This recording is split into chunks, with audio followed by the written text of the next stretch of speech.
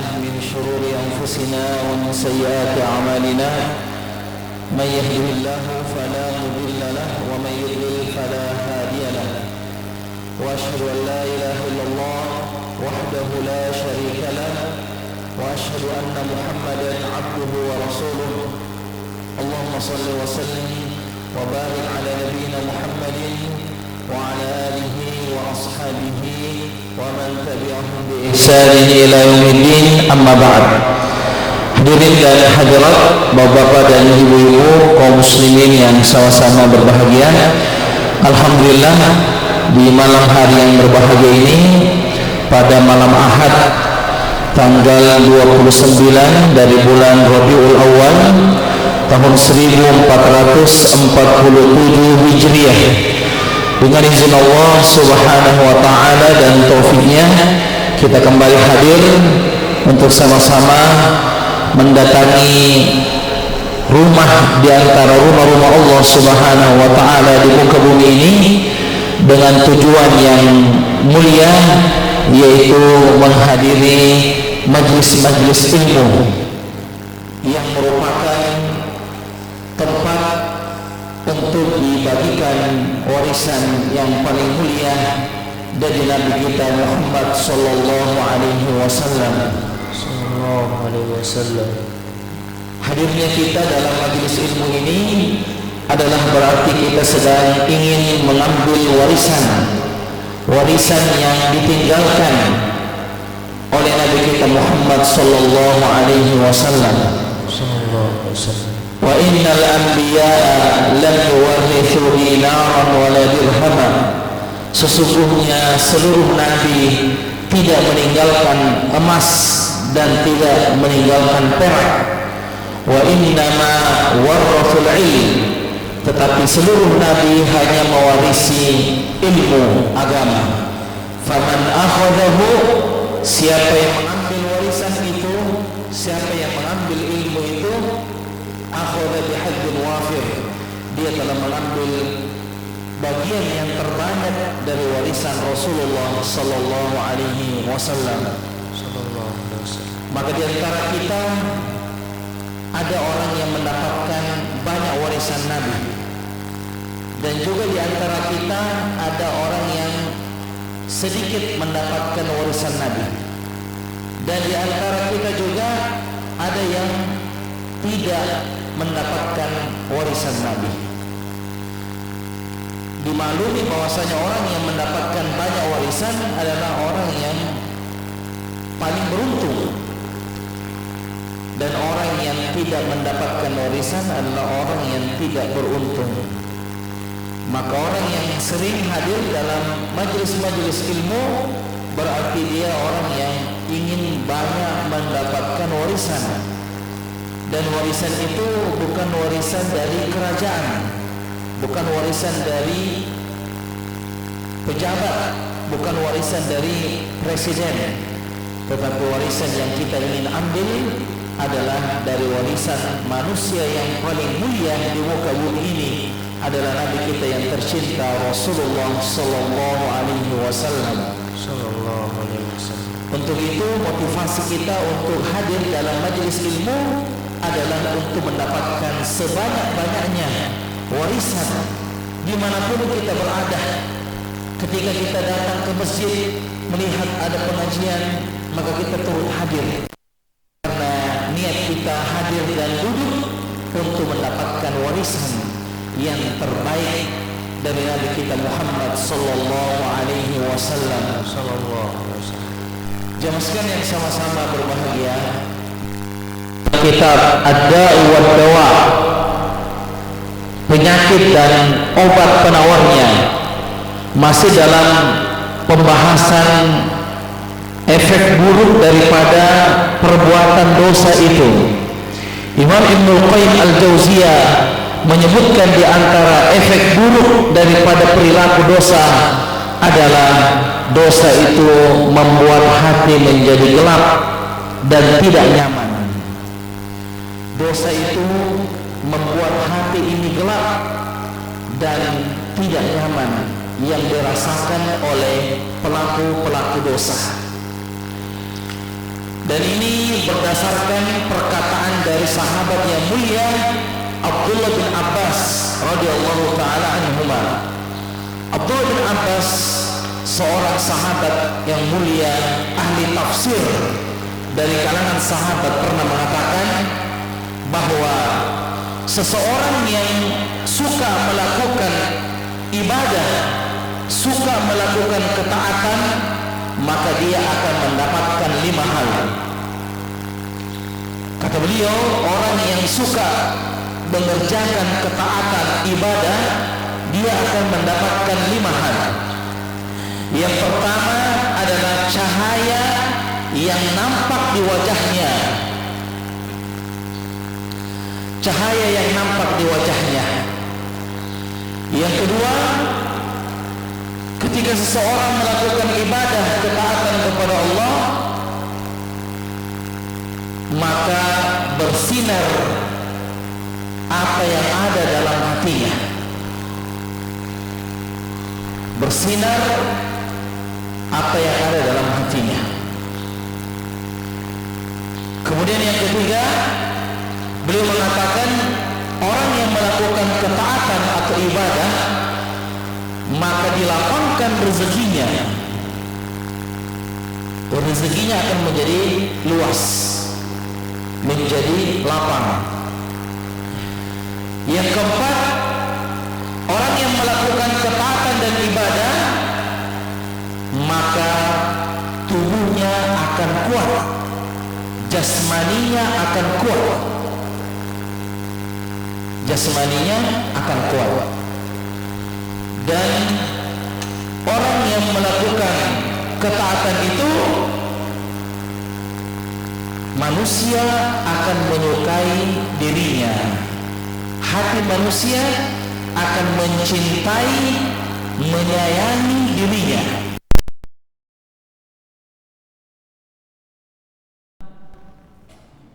Dampak-dampak yang positif bagi orang yang mengerjakan ketaatan. Yang pertama, bahwa wajahnya akan bersinar. Wajahnya akan bersinar. Sebagaimana perkataan orang-orang soleh terdahulu, kami bisa membedakan orang soleh dengan orang yang jarang melakukan ketaatan kepada Allah Subhanahu wa taala, itu ditandai dengan raut wajahnya.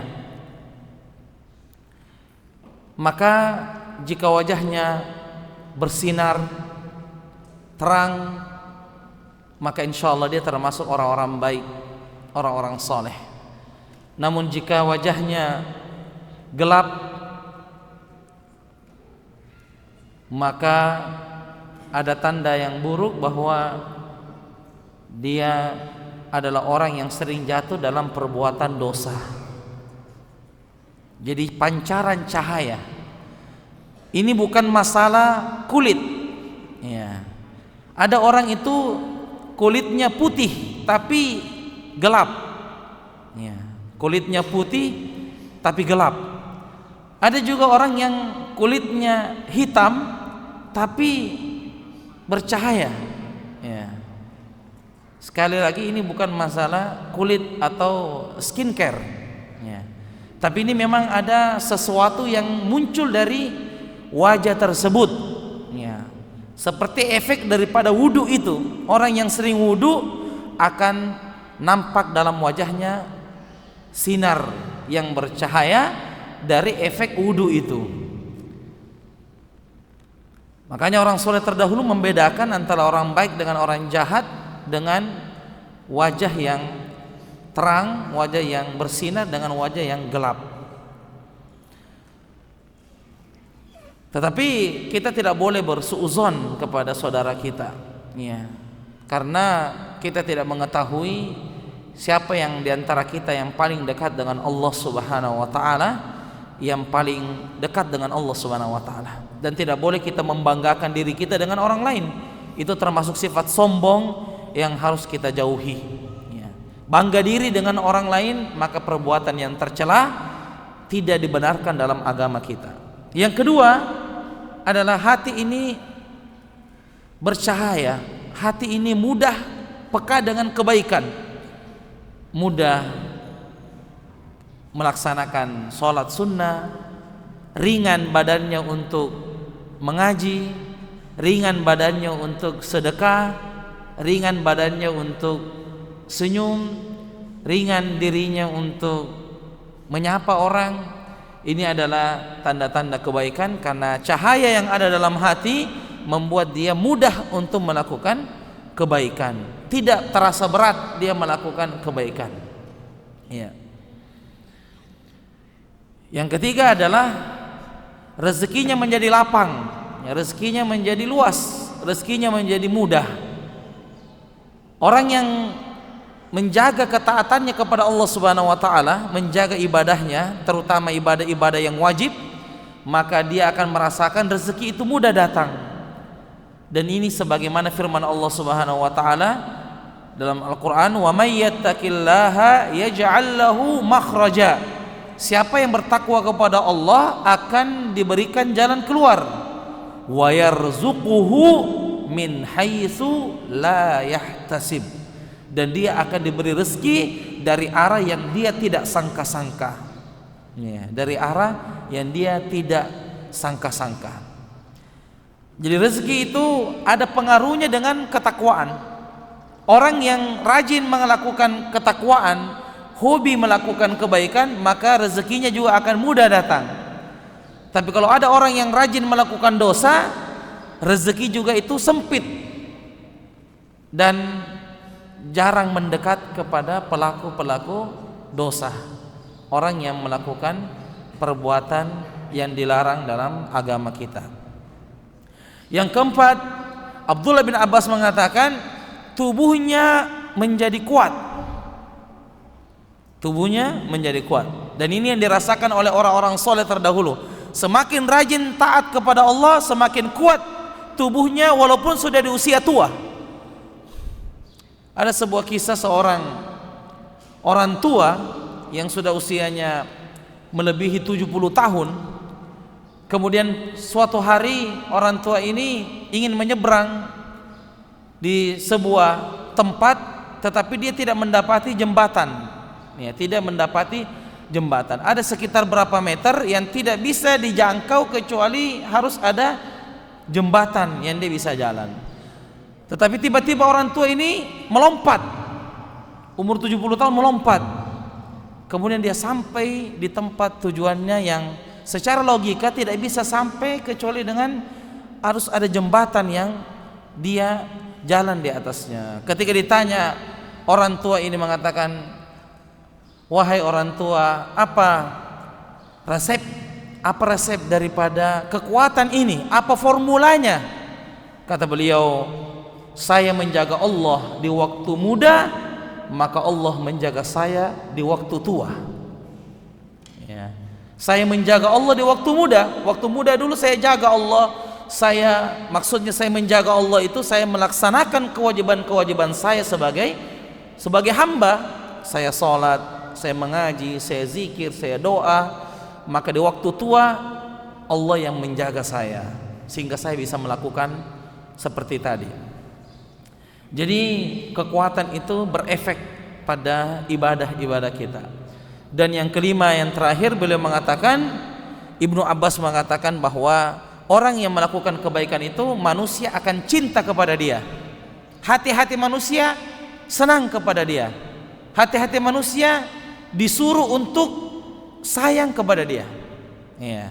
Karena itulah efek daripada kebaikan. Ya. Itu efek daripada kebaikan. Ya. Tiba-tiba orang suka kepada dia, orang sayang kepada dia, ada perlu bantuan, mudah datang bantuan, ada keperluan, kayaknya mudah orang bantu. Insya Allah itu efek daripada kebaikan-kebaikan yang dia sudah kerjakan. Maka Abdullah bin Abbas melanjutkan perkataannya, kalau begitu orang yang melakukan dosa kebalikan daripada 5 tadi. 1, wajahnya menjadi gelap. 2, hatinya akan gelap. 3, rezekinya akan sulit dia dapatkan. 4, tubuhnya akan lemah, tubuhnya akan loyo. Dan yang kelima, manusia benci kepada dia. Kebalikan daripada 5 tadi. Kebalikan daripada 5 tadi. Jadi kalau kebaikan 5 hal yang didapatkan, dan keburukan kebalikan daripada 5 yang didapatkan oleh orang yang berbuat ihsan, berbuat baik. Wajahnya gelap, hatinya juga gelap, sehingga dia tidak pekah lagi dengan Quran, dia tidak mudah menangis dengan Quran, dia lebih suka sombong daripada rendah hati, dia lebih bangga kalau sombong daripada merendah diri, ya. Kemudian rezekinya sulit dia dapatkan, cari kesana kemari, rezeki tak kunjung datang. Lalu tubuhnya semakin hari semakin loyo, padahal masih muda. Tapi karena dia rajin melakukan dosa, tubuhnya merasa loyo, merasa mudah, capek, merasa cepat, ya, sedikit-sedikit lemah, sedikit-sedikit tidak bisa, ya, beraktivitas, padahal masih muda. Dan yang terakhir adalah manusia benci kepada dia. Walaupun dia tidak sebutkan secara langsung, tetapi hati-hati manusia tidak suka, ya, dengan dia. Jadi inilah 5 dampak ketaatan kepada Allah dan 5 dampak keburukan bermaksiat kepada Allah, sebagaimana disebutkan oleh Abdullah bin Abbas yang dikutip oleh Imam Ibnul Qayyim dalam kitabnya Ad-Da'u wad-Dawa, yaitu obat dan atau penyakit dan obat penawarnya. Ya. Ini buku ini bagus, ya, untuk kita baca-baca, untuk bisa membersihkan hati kita. Ya, jadi buku ini adalah buku yang tepat untuk dibaca untuk masalah hati. Ya, hati yang sudah mulai sombong, hati yang sudah mulai bangga diri, hati yang sudah mulai ria, hati yang sudah mulai hasad, dengki, tidak suka saudaranya mendapatkan kenikmatan, dia suka saudaranya selalu sengsara, maka bisa dibaca buku Ibnul Qayyim Ad-Da'u wad-Dawa. Ini, ya, terapi syar'i mengobati penyakit hati. Jadi di sini beliau menyebutkan penyakit-penyakit hati dan bagaimana obat penawarnya. Kalau ada orang sombong, apa obatnya? Kalau ria, apa obatnya? Kalau dia misalnya syirik, apa obatnya syirik, dan seterusnya. Jadi ini buku sangat bagus untuk dibaca sebagai penuntut ilmu, ya. Bagus dibaca seperti sebelum tidur, ya. Sebelum tidur bagus untuk dibaca 1 masalah dan 1 obatnya, ya. Bisa dibaca, ya, buku ini. Insyaallah ini ada, ya, di pesantren disediakan buku ini untuk memang untuk kita baca, ya, untuk kita bisa baca dan bisa kita nikmati perkataan-perkataan orang-orang soleh terdahulu dalam bagaimana menerapi, mengobati hati yang sudah mulai banyak penyakitnya. Na'udzubillahi min dzalik. Karena sebenarnya yang paling penting untuk kita obati adalah bukan hanya penyakit fisik, tapi penyakit non fisik. Itu lebih parah sebenarnya. Penyakit ria itu lebih parah daripada penyakit kanker, ya. Karena kalau ria itu tidak bisa diterima amal solehnya, tidak bisa diterima amal solehnya kalau dia ria. Karena syarat diterimanya ibadah dia harus apa? Ikhlas. Nah, ikhlas itu lawannya apa? Ria. Makanya kalau orang hari ini sangat betul-betul takut dengan penyakit kanker, maka mestinya kita lebih takut dari penyakit-penyakit hati yang lebih berbahaya dari penyakit-penyakit fisik tadi.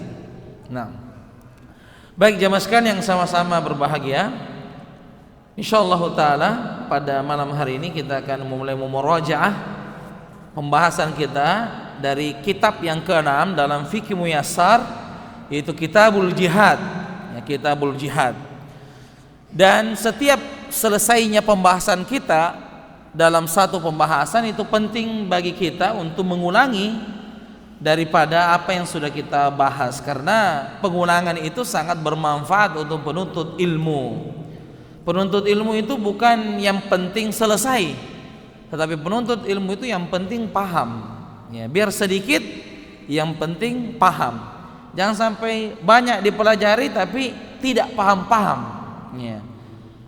Bagaimana hukumnya berjihad di zaman sekarang?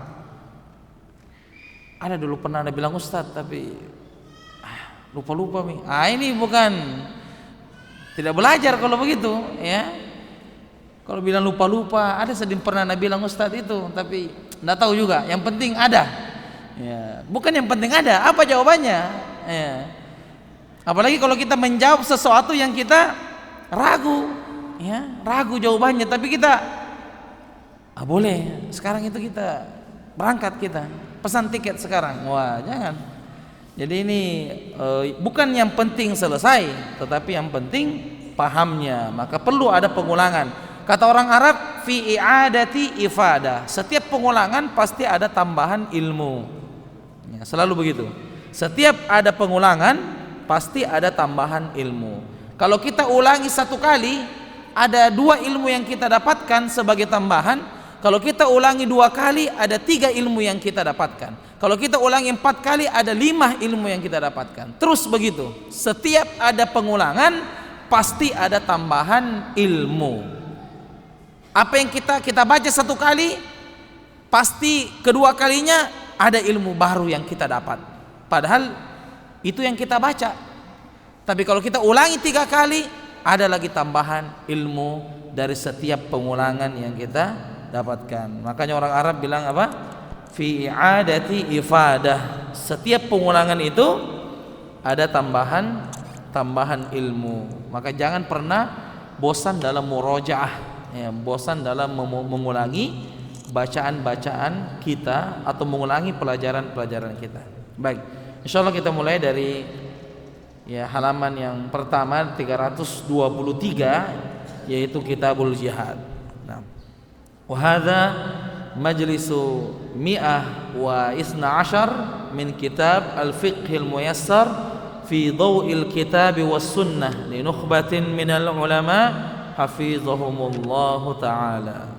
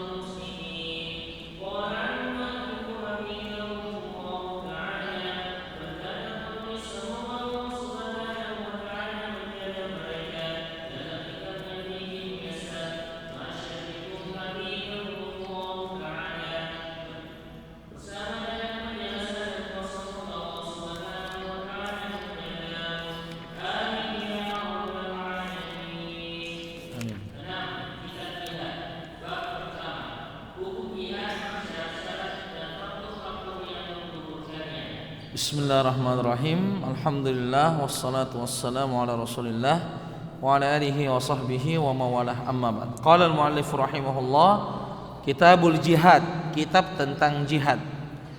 Sebagaimana telah kita sebutkan bahwa Kitabul Jihad ini adalah kitab yang ke-6 setelah pembahasan lengkap tentang rukun-rukun Islam.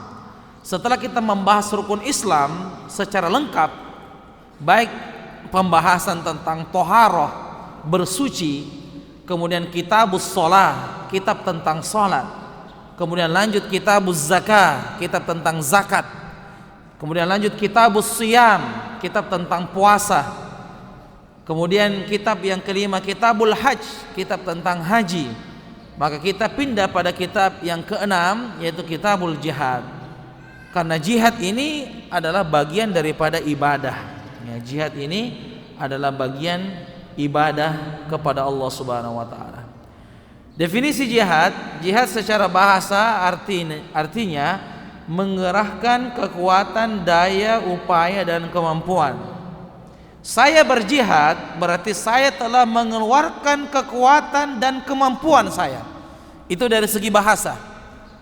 Saya berjihad melawan nafsu, maksudnya saya berusaha dengan semaksimal mungkin melawan hawa nafsu. Saya berjihad melawan diri saya dari menceritakan aib orang. Artinya saya berusaha menjaga mulut saya untuk tidak menceritakan aib saudara saya. Itu namanya jihad.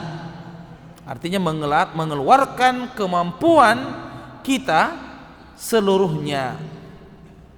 Secara istilah, jihad adalah mengerahkan kekuatan dan kemampuan dalam memerangi dan melawan musuh dari kalangan orang-orang kafir.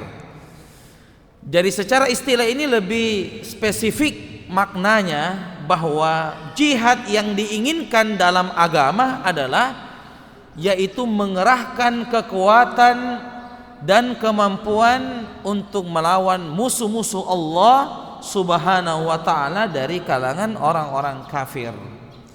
Jadi ada perbedaan dari segi bahasa. Bahasa itu lebih umum, yang penting mengeluarkan kekuatan. Untuk apa saja? Untuk nafsu, untuk melawan setan, untuk tidak menceritakan aib orang, itu umum. Tapi secara istilah itu lebih khusus, bahwa yang dilawan di sini, yang kita disuruh untuk mengeluarkan kemampuan adalah dalam konteks melawan musuh-musuh Allah Subhanahu wa ta'ala dari kalangan orang-orang kafir. Jadi itu makna daripada jihad atau definisi daripada jihad. Kemudian keutamaan dan hikmah jihad. Di sini penulis mengatakan bahwa jihad adalah puncak keislaman, sebagaimana sabda Rasulullah sallallahu alaihi wasallam, sebagaimana sabda Rasulullah sallallahu alaihi wasallam, wa dhirmatu sanamihi al-jihad, puncak dari segalanya adalah jihad. Dalam hadis arba'in dikatakan ra'sul amri al-islam, kepala atau pokok urusan adalah mengurus agama Islam. Wa umuduhus shalah, dan tiang-tiangnya itu adalah salat. Wa dhirmatu sanamihi al-jihad, dan ujungnya, puncaknya adalah berjihad di jalan Allah. Jadi urusan-urusan kita yang paling pokok di dunia ini adalah mengurus agama Allah, yaitu agama Islam. Kemudian kita harus tahu agama Allah itu tidak bisa diurus kalau tidak tegak tiang-tiangnya. Dan tiang-tiangnya agama kita adalah salat, menegakkan salat 5 kali sehari semalam. Dan ujungnya, untuk bisa sukses dunia akhirat, ujung daripada persoalan ini adalah berjihad di jalan Allah Subhanahu wa ta'ala. Baik, kita azan terlebih dahulu. Barakallahu fiik.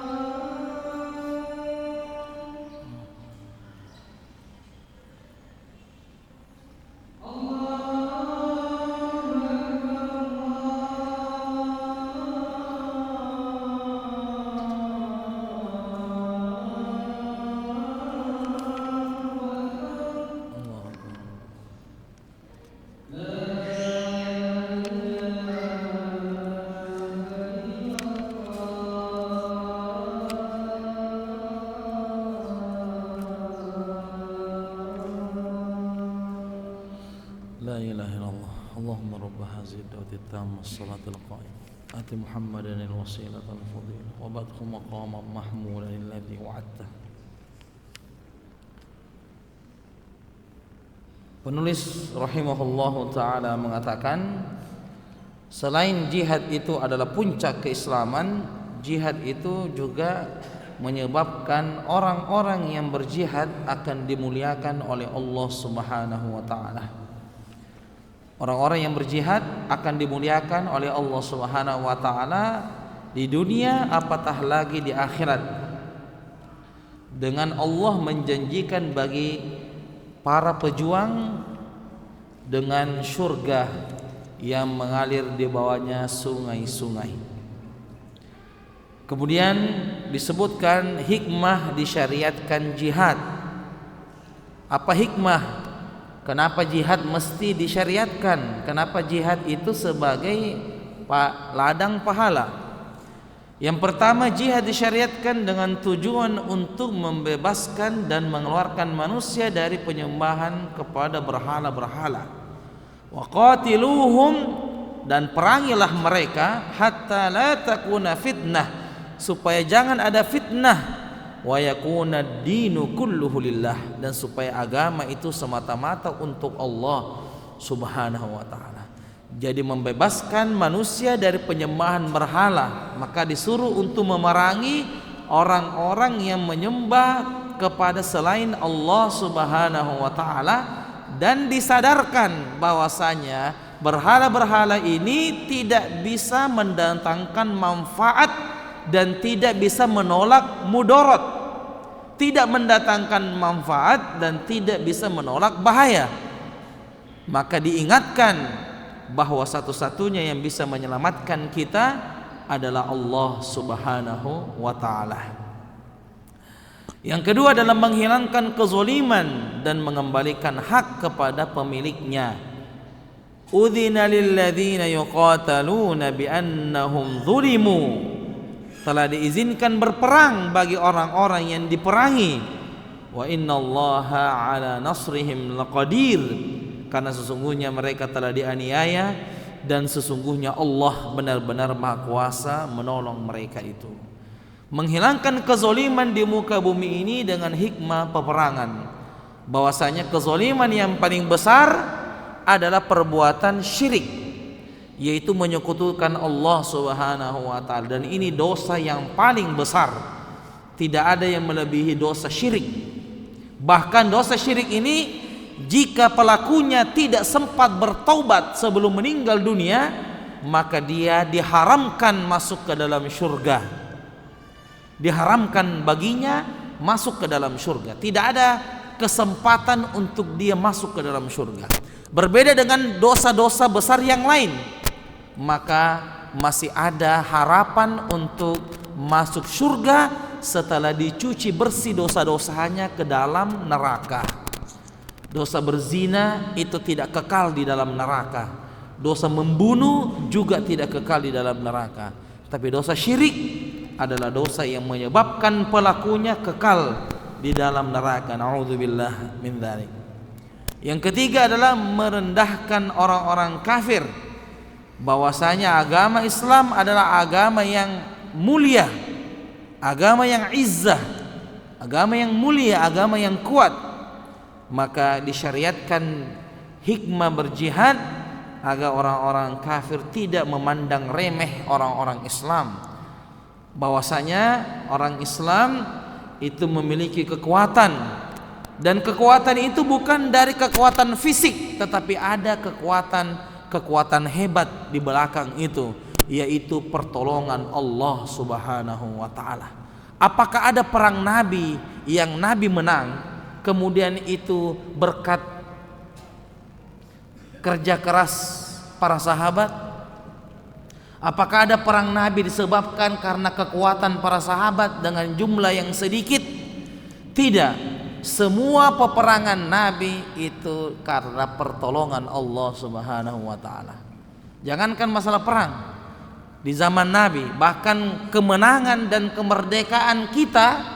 kemerdekaan kita ini atas berkat rahmat Allah Subhanahu wa ta'ala, kemudian didukung oleh keinginan luhur sebagaimana dalam undang-undang disebutkan. Artinya semua kemenangan itu datang dari Allah Subhanahu wa taala. Idza jaa nasrullah wal fath. Jika datang nasrullah, pertolongan siapa? Allah. Wal fath, dan penaklukan kota Mekah. Jadi kita harus yakini semua kemenangan kita itu datang dari Allah Subhanahu wa taala.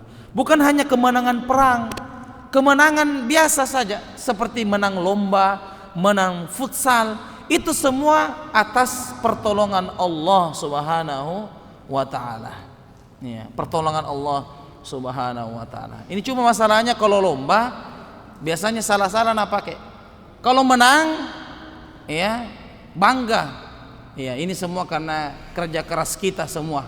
Karena kita sudah latihan futsal baik-baik. Pas kalah dia bilang, memang begitu ditakdirkan di Lauhul Mahfuz.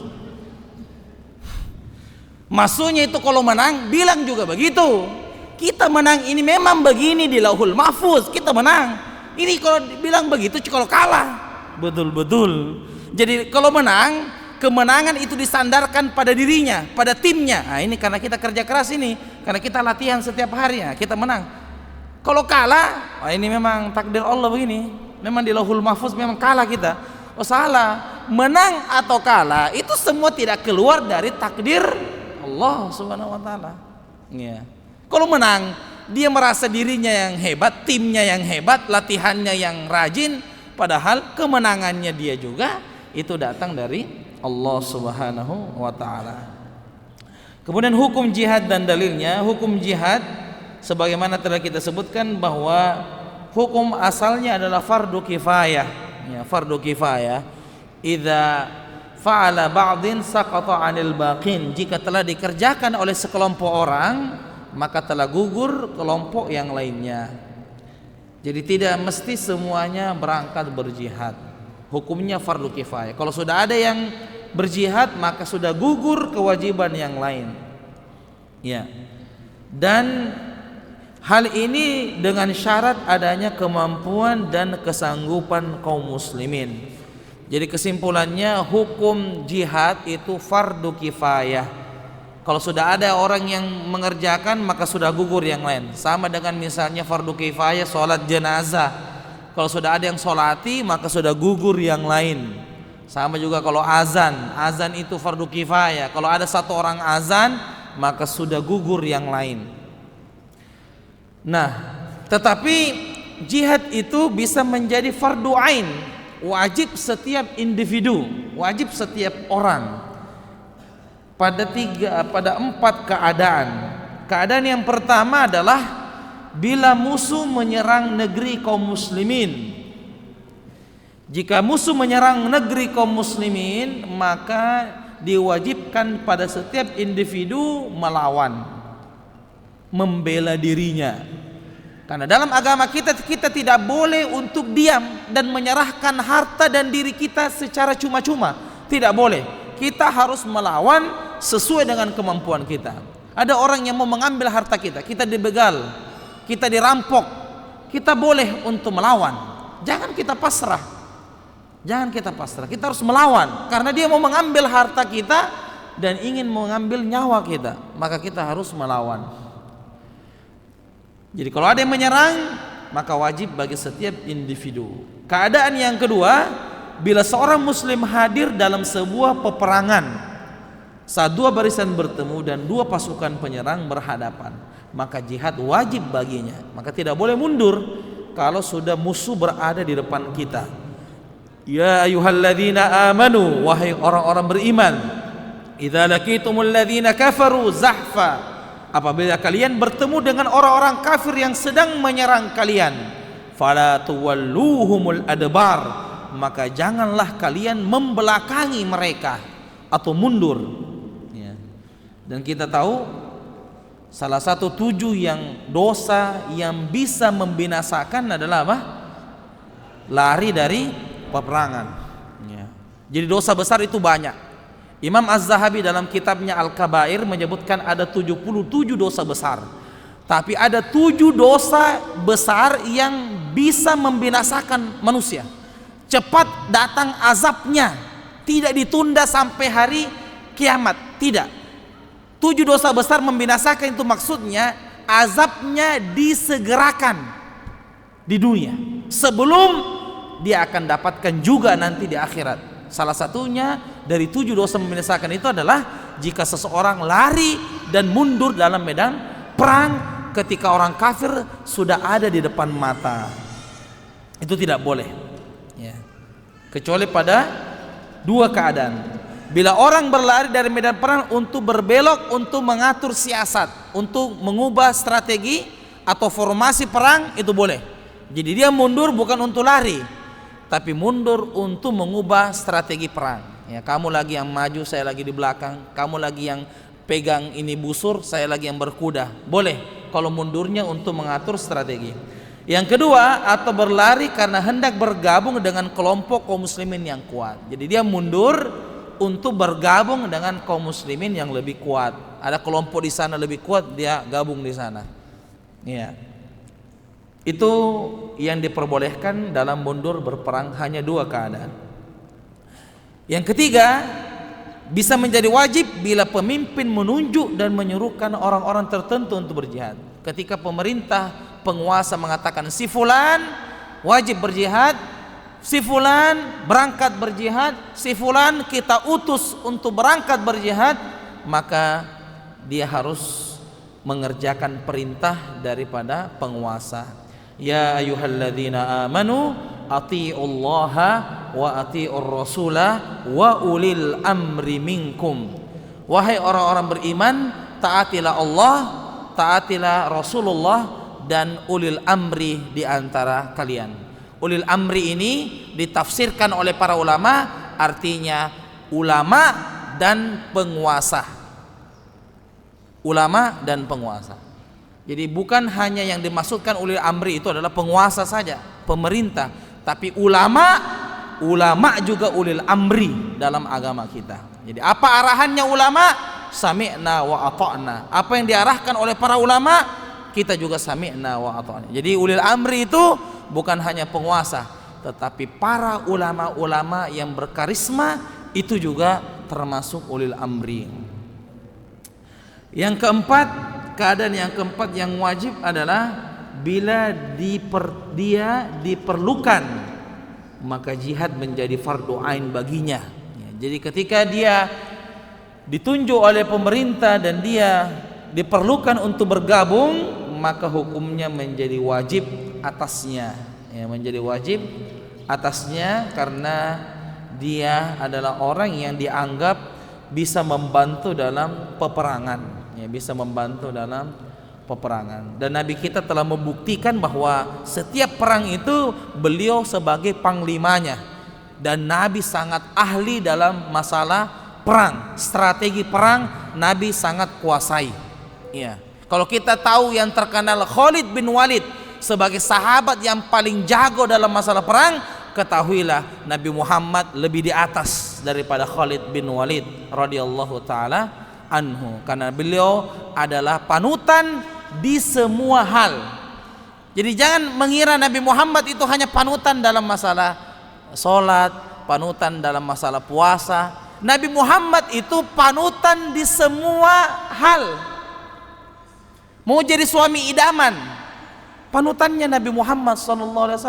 Mau jadi pedagang sukses, mau jadi pebisnis sukses, panutannya Nabi Muhammad SAW. Mau menjadi orang yang paling sehat, mau jadi orang yang paling sehat, bagaimana hidup sehat, panutannya Nabi Muhammad SAW. Mau jadi petani yang sukses, mau menjadi pedagang atau petani yang sukses, panutannya adalah Rasulullah SAW. Jadi jangan hanya dikira Nabi Muhammad itu panutannya dalam masalah ibadah. Tidak. Nabi itu diutus oleh Allah, namanya juga Rasulullah. Apa artinya Rasulullah? Utusan Allah. Nabi itu diutus oleh Allah sebagai orang yang memberikan contoh. Bahasa kita sekarang itu, kita ini mau jadi orang hebat, mau menjadi orang yang selamat dunia akhirat, butuh tutorial. Nah, tutorialnya itu Nabi. Lihat Nabi bagaimana tutorial untuk bisa hidup bahagia dunia akhirat, lihat tutorialnya. Di mana? Lihat Nabi Muhammad SAW. Sekarang ini banyak orang bangga dengan penelitian ini. Saya bangga dengan ada ahli gizi bilang begini, hidup sehat itu kata. Dia lupa bahwasanya ada manusia yang paling sehat. Manusia yang paling sehat badannya, Rasulullah sallallahu alaihi wasallam. Jadi sekali lagi, Nabi diutus untuk menjadi panutan dalam semua hal, ibadah, masalah dunia, masalah kesehatan, masalah bisnis, masalah berdagang, masalah perang, semuanya sudah ada dalam diri Nabi Muhammad SAW. Sebagaimana dalam firman Allah, laqad kana lakum fi Rasulillah uswatun hasanah. Demikian para jamaah sekalian yang sama-sama berbahagia, saya kira demikian. Mudah-mudahan bermanfaat. Semoga Allah Subhanahu wa taala memberikan kepada kita ilmu yang bermanfaat, rezeki yang baik dan amalan yang diterima. Subhanakallahumma bihamdik asyhadu an la ilaha illa anta astaghfiruka wa atubu ilaik. Wassalamualaikum warahmatullahi wabarakatuh.